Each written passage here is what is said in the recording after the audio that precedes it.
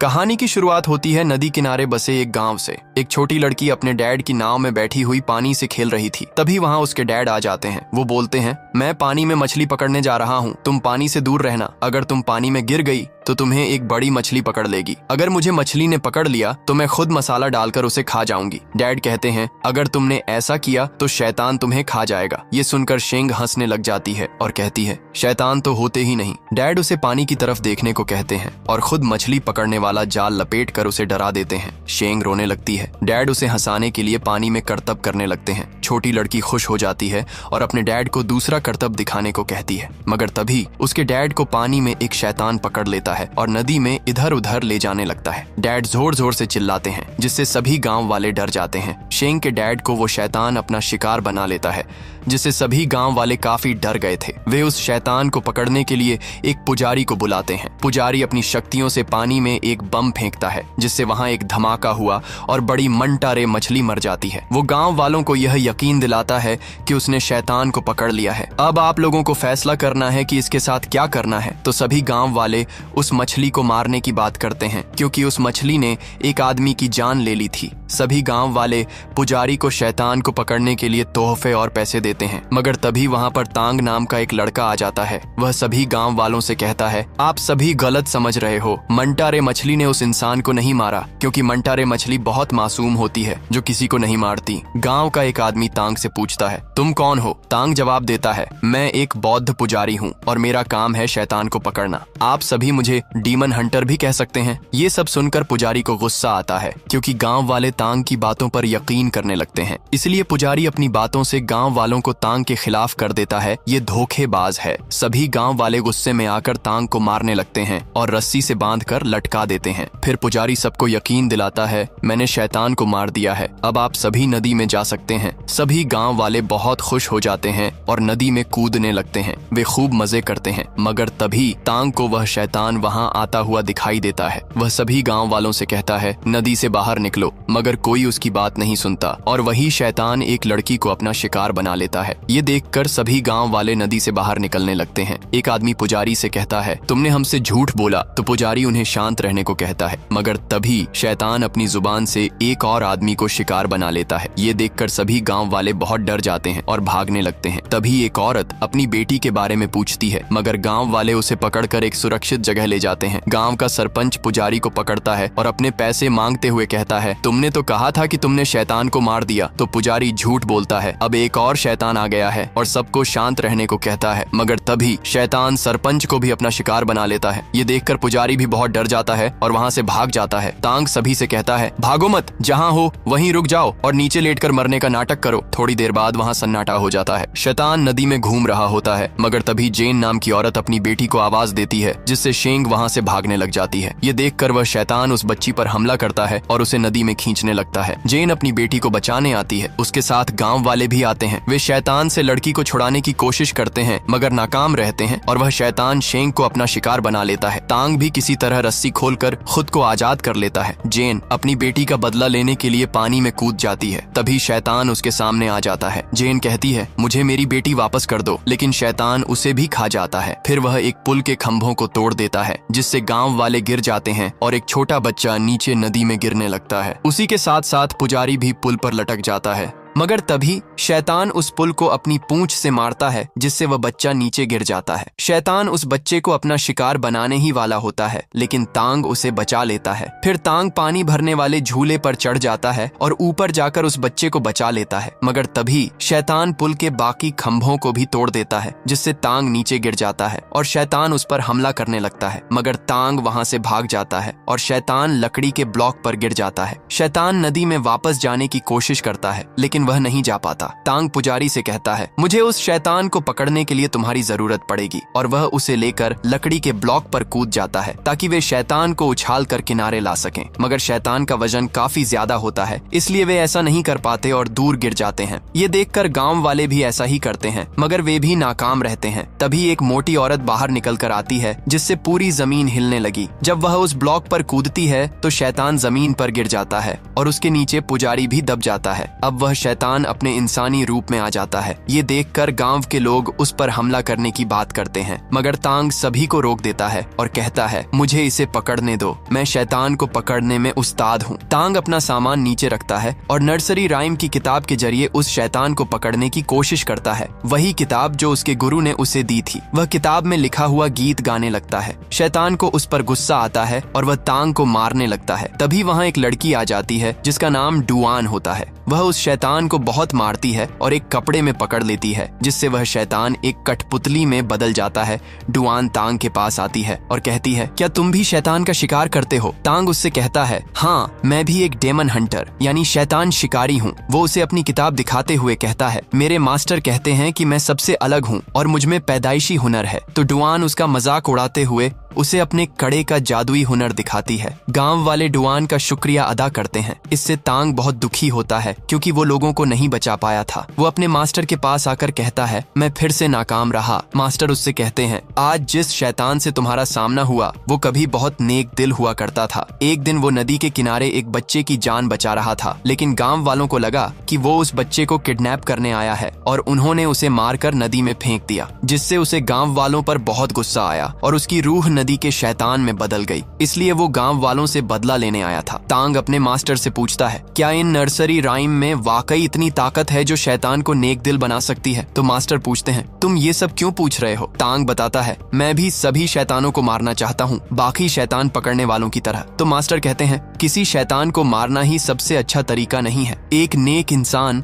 शैतान को अच्छा बनाने की कोशिश करता है, उसके स्वभाव को बदलने की कोशिश करता है। तांग रोने लग जाता है और कहता है, मैं सबकी जान बचा सकता था। तब उसके मास्टर कहते हैं, तुमने कोई गलती नहीं की। जब तुम्हें सब चीजों का ज्ञान हो जाएगा तब तुम समझ पाओगे कि उन नर्सरी राइम में कितनी ताकत है। और वो उसे वहां से भेज देते हैं। फिर हमें एक कपल को दिखाया जाता है जो एक रेस्टोरेंट में पहुंचते हैं जो पूरी तरह से खाली होता है। इससे वो हैरान हो जाते हैं। तभी वहां रेस्टोरेंट का वेटर आ जाता है। वो उन्हें होटल के बारे में बताता है और खाना परोसने लगता है। वेटर उनसे खाने के बारे में पूछता है, खाना कैसा बना है? तो वो दोनों कपल कहते हैं, खाना बहुत अच्छा बना है, क्या आपने बनाया है? तो वेटर कहता है, ये खाना हमारे उस्ताद ने बनाया है जो बहुत ही लजीज खाना बनाते हैं। फिर हमें उस शेफ को दिखाया जाता है जो असल में सुअर वाला शैतान होता है जिसने खाना बनाया था। वो शेफ दिखने में बहुत खूबसूरत होता है और वो उन दोनों कपल के सामने डांस करता है, जिससे वो लड़की उस शेफ पर फिदा हो जाती है और बात करने की जिद करती है, मगर शेफ मना कर देता है। जब वो लड़की नहीं मानती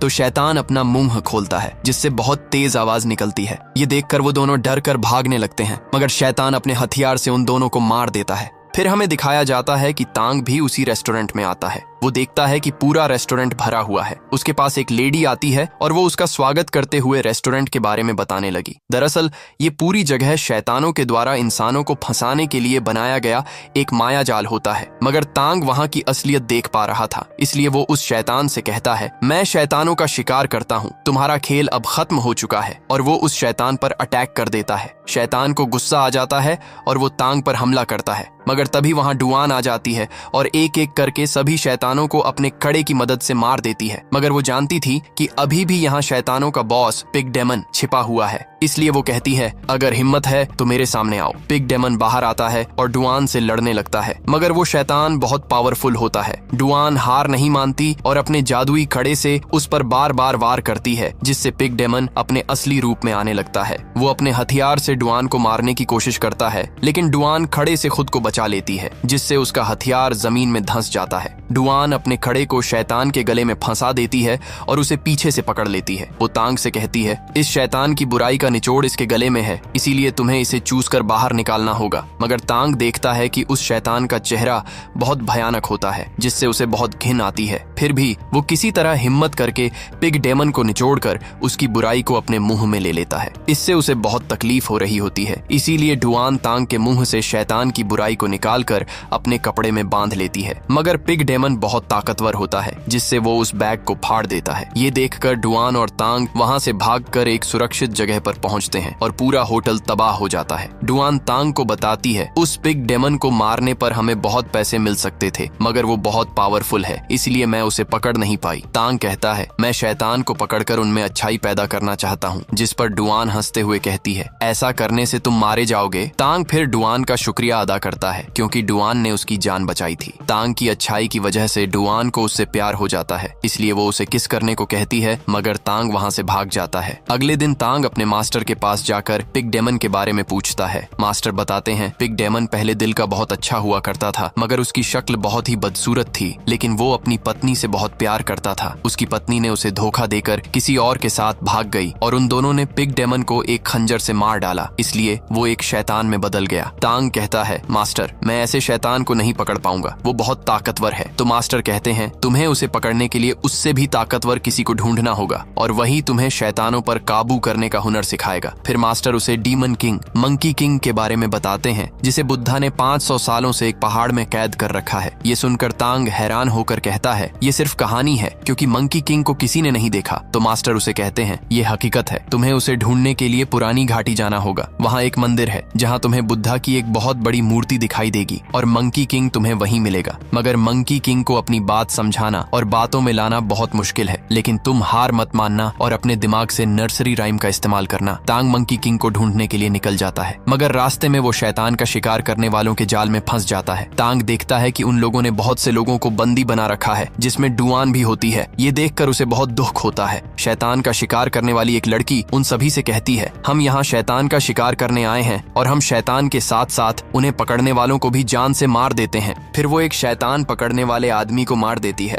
तभी डुआन उसके पास आ जाती है और कहती है तांग मेरे पति हैं, हम दोनों में लड़ाई हो गई थी, इसलिए ये मुझे घर ले जाने आए हैं। फिर उनमें से एक शिकारी कहता है अगर ये पति पत्नी हैं तो इन्हें कहो कि ये एक दूसरे के गले लगें, मगर तांग ऐसा नहीं करता, जिससे वो शिकारी उनके गले पर खंजर रख देते हैं। तांग मजबूरी में तैयार हो जाता है, मगर डुआन ओवर एक्टिंग कर रही होती है। तांग सब कुछ समझ जाता है और उसके हाथ पर लगे हुए किले को निकाल लेता है। फिर कहता है तुम सभी मिले हुए हो। ये सब देखकर डुआन को अपने साथियों पर गुस्सा आता है, क्योंकि डुआन उन सभी की बॉस होती है। डुआन तांग से कहती है मेरे पास तुम्हें मनाने का और कोई दूसरा रास्ता नहीं था, मैं तुम्हें बहुत पसंद करती हूँ। मगर तांग उसे कहता है मैं बस एक मामूली सा शिकारी हूँ और मुझे अपना लक्ष्य पाना है, मैं तुमसे प्यार नहीं कर सकता, बेहतर होगा तुम मुझे भूल जाओ। वो वहाँ से जाने लगता है, मगर डुआन के साथ ही तांग को पकड़ लेते हैं। फिर डुआन उसे पिंजरे में कैद कर देती है। डुआन अपने साथियों से कहती है मुझे समझ नहीं आता कि तांग मुझे पसंद क्यों नहीं करता। उसकी साथी कहती है इसमें मैं तुम्हारी मदद कर सकती हूँ, वो भी इन पेपर डॉल की मदद से।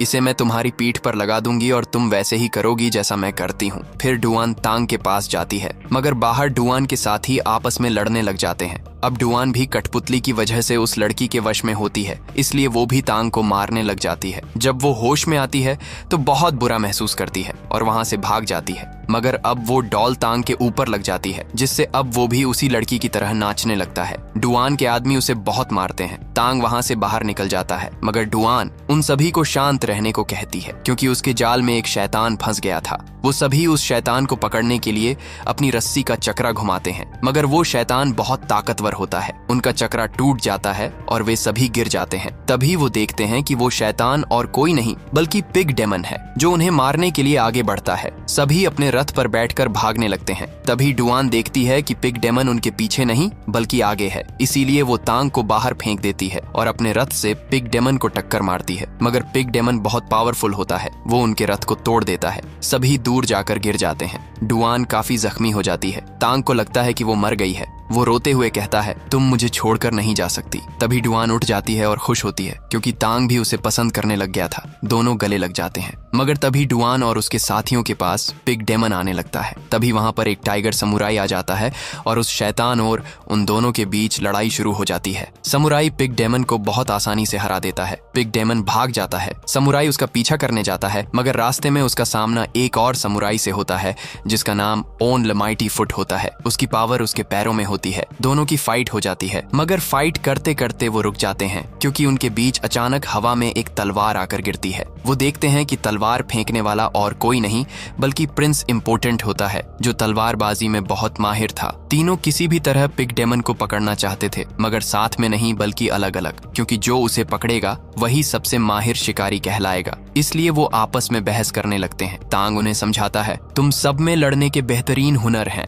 इसलिए तुम सबको मिलकर पिग डेमन का मुकाबला करना चाहिए, वरना वो पूर्णिमा की रात और भी ताकतवर हो जाएगा। मगर वो उसकी बात नहीं मानते और उसे भिखारी कहकर मजाक उड़ाते हैं। तांग अपने सफर की ओर निकल पड़ता है। डुआन कहती है, मैं भी तुम्हारे साथ चलूंगी, मगर तांग जवाब देता है, मैं तुम्हारी वजह से अपना रास्ता भटक रहा हूँ, मैं तुमसे प्यार नहीं कर सकता, मुझे अपनी नर्सरी राइम की किताब वापस चाहिए। गुस्से में डुआन किताब फाड़ देती है और तांग को मारते हुए कहती है, अगर आज मैं न होती तो तुम जिंदा नहीं होते, तुम बुजदिल हो। तांग वहाँ से चला जाता है। डुआन भी अपने साथियों से कहती है, मुझे अकेला छोड़ दो। इधर तांग मंकी किंग को ढूंढने का सफर शुरू करता है। कई दिनों बाद वो पहाड़ियों पर बने मंदिर पर पहुंचता है, मगर वहाँ बुद्धा की मूर्ति दिखाई नहीं देती। वहाँ रखे बाउल में वो अपना मुंह धोता है, तभी उसे बाउल में कुछ लिखा दिखाई देता है, आईने में छिपे हुए प्रतिबिंब को पहचानो। वो ध्यान लगाता है तो उसे बुद्धा की मूर्ति नजर आती है, जो आधी पानी में छिपी हुई थी। पहाड़ों को पार करके वो उस मूर्ति के पर्वत पर पहुंच जाता है, जहां उसे अंदर जाने का रास्ता दिखाई देता है,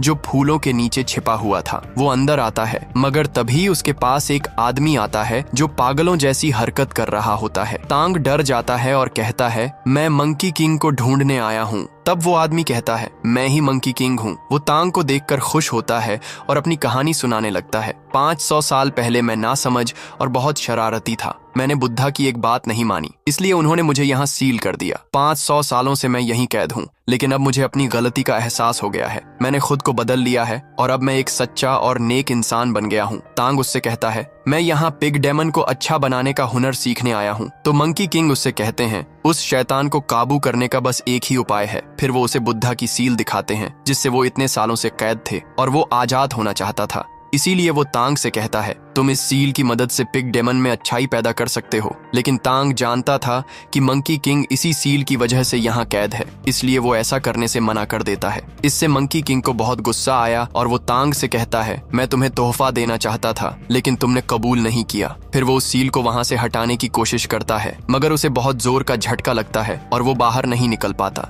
मंकी किंग को बहुत तकलीफ होती है और वो बुद्धा से कहता है, मैंने यहाँ पर 500 साल निकाल दिए, मैं पूरी तरह से बदल गया हूँ, मुझे यहाँ से जाने दो। तो तांग उससे कहता है, आपने कभी भी बुद्धा पर यकीन नहीं किया और ना ही अच्छे काम किए। अगर आप ऐसा करते तो बुद्धा आपको आजाद कर देते। इसीलिए आपको पिग डेमन को पकड़ने में मेरी मदद करनी चाहिए, क्योंकि उसने बहुत से लोगों की जान ली है। मंकी किंग उसकी बात मान लेता है और कहता है, तुम्हें किसी भी तरह से पिग डेमन को बहला फुसलाकर यहाँ लाना होगा, और ये सब तुम्हें एक लड़की की मदद से करना होगा, क्योंकि उसकी पत्नी ने उसे धोखा दिया था, मगर वो अब भी उससे प्यार करता है। अगर उसे ऐसा लगे कि वो उसकी पत्नी है तो वो यहाँ जरूर आएगा और मैं उसे पकड़ लूंगा। तभी वहाँ डुआन भी आ जाती है, जो अभी भी तांग का पीछा कर रही थी। फिर हमें दिखाया जाता है कि डुआन डांस करके पिग डेमन को अपनी तरफ बुलाने लग जाती है। पिग डेमन वहाँ आकर तांग पर हमला कर देता है, मगर डुआन उसे बचा लेती है और मंकी किंग उस पिग डेमन को अपनी गुफा में खींच लेता है और उसे एक पिग में तब्दील कर देता है। डुआन पिग डेमन की कठपुतली बना देती है और तांग को वो मछली और पिग डेमन की कठपुतली दे देती है ताकि वो उन्हें अच्छा बना सके। फिर वो कहती है, मैं तुमसे शादी करना चाहती हूँ, और वो अपनी जादुई कड़े को रिंग बनाकर तांग की उंगली में पहना देती है। तांग बहुत हैरान हो जाता है और उस रिंग को निकालने की कोशिश करता है, मगर वो नहीं निकलती। इसीलिए वो डुआन से कहता है, मैं तुमसे प्यार नहीं करता, और अगर ये रिंग नहीं निकली तो मैं अपनी उंगली ही काट लूंगा। ये सुनकर डुआन दुखी हो जाती है। वो रिंग निकाल लेती है और कहती है, आज के बाद मैं तुम्हें कभी तकलीफ नहीं दूंगी। फिर डुआन तांग को उसकी किताब देती है, जिसे उसने जोड़ दिया था, मगर तांग उस किताब को लेने से मना कर देता है। डुआन वहाँ से चली जाती है। तांग भी मंकी किंग का शुक्रिया अदा करता है और वहाँ से निकल जाता है। गुफा से बाहर आते ही उसे डुआन की याद आने लगती है और वो वहीं बैठ जाता है। मंकी किंग कहता है, आज चांदनी रात है, लेकिन मैं इसे नहीं देख सकता। फिर वो वहाँ लगे कमल के फूल को तोड़ देता है, जिससे चारों तरफ के फूल राख हो जाते हैं और मंकी किंग आजाद हो जाता है, क्योंकि आज पूर्णिमा थी और मंकी किंग उन्हीं फूलों की वजह से कैद था। मंकी किंग तांग को मारने लगता है और कहता है, मैं आजाद हूँ। तो तांग जवाब देता है, ज्यादा खुश होने की जरूरत नहीं है, बुद्धा अभी भी यही है। वो हाथ जोड़ लेता है। ये देखकर मंकी किंग को गुस्सा आता है और वो तांग के सिर के बाल खींचकर निकाल देता है। तांग को बहुत तकलीफ होती है, मगर वो हिम्मत नहीं हारता और अभी भी बुद्धा पर यकीन रखता है। तभी वहाँ वो समुराई आ जाते हैं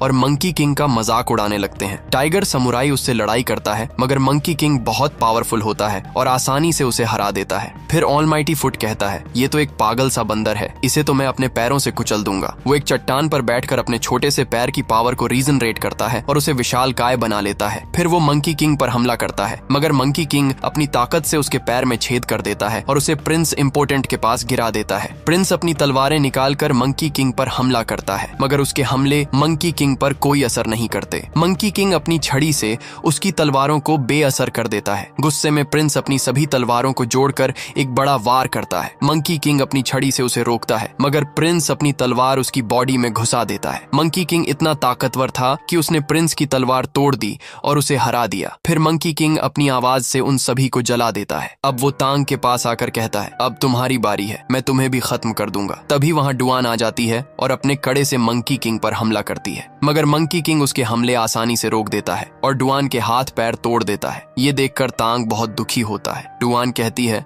मैं फिर से तुम्हारे पास आ गई हूँ क्योंकि मैं तुमसे प्यार करती हूँ, क्या तुम मुझे नहीं चाहते? तांग कहता है, मैंने जब से तुम्हें देखा तभी से तुम्हारे लिए पागल हूँ, मैं हमेशा तुम्हें चाहता रहूंगा। डुआन कहती है, मैं हमेशा तुम्हारे साथ नहीं रह पाऊंगी, इसलिए मुझे अपने गले लगा लो। तांग रोते हुए उसे गले लगाता है और उसके कड़े को अपनी उंगली में पहन लेता है, मगर तभी मंकी किंग डुआन की बॉडी को आसमान में फेंक कर खत्म कर देता है। ये देखकर तांग बहुत टूट जाता है। जिस लड़की से तुम प्यार करते थे उसे तो मैंने खत्म कर दिया, अब तुम्हारा बुद्धा क्या करेगा? तांग अपनी नर्सरी राइम पढ़ने लगता है। वो देखता है कि डुआन ने जब उसकी किताब जोड़ी थी तो गलती से वो बुद्धा के मंत्रों में बदल गई थी क्योंकि उसे पढ़ना नहीं आता था। अब बुद्धा के मंत्र पढ़ने से तांग के चारों तरफ रोशनी फैल जाती है और बुद्धा की शक्ति उसे प्रोटेक्ट करती है। मंकी किंग उसका कुछ नहीं बिगाड़ पाता। अब पर्वत पर बुद्धा की मूर्ति बनने लगती है, मगर मंकी किंग गुस्से में उसे तोड़ देता है। तभी पृथ्वी के ऊपर बुद्धा प्रकट होते हैं और अपने विशाल हाथ से मंकी किंग को दबाने लगते हैं। मंकी किंग गोरिल्ला रूप में आकर बुद्धा के हाथ को रोकने की कोशिश करता है, मगर वो हार जाता है और बुद्धा के हाथ के नीचे दब जाता है। इस तरह मंकी किंग एक दिव्य जगह पर पहुंचता है और अब इंसानी रूप में आ जाता है। तांग उसके पास आता है और अपनी अंगूठी से उसके लिए मुकुट बना देता है, क्योंकि अब मंकी किंग तांग के मंत्रों से सुधर चुका था। फिर हमें तांग के मास्टर दिखाई देते हैं जो कहते हैं, तुमने जिंदगी का असली मकसद समझ लिया है। तांग कहता है, दुनिया तकलीफों से भरी है, उन्हें मिटाना मेरा काम नहीं, मैं तो बस बदलाव लाना चाहता हूँ, जिसके लिए मुझे शास्त्रों की 22 किताबें पढ़नी है। मास्टर कहते हैं, तुम्हें भारत जाकर उन किताबों को ढूंढ कर पढ़ना होगा, इसमें बहुत खतरा है, मगर ये 3 डेमन तुम्हारी मदद करेंगे, क्योंकि अब वाटर डेमन, पिग डेमन और मंकी किंग इंसानी रूप में आ गए थे। वे तीनों सुधर चुके थे और अब अपने मास्टर तांग के साथ दक्षिण भारत की तरफ निकल जाते हैं। अगर आपको वीडियो अच्छी लगी हो तो इसे लाइक करें, अपने दोस्तों के साथ शेयर करें और ऐसे ही मजेदार कंटेंट के लिए चैनल को अभी सब्सक्राइब कर लें।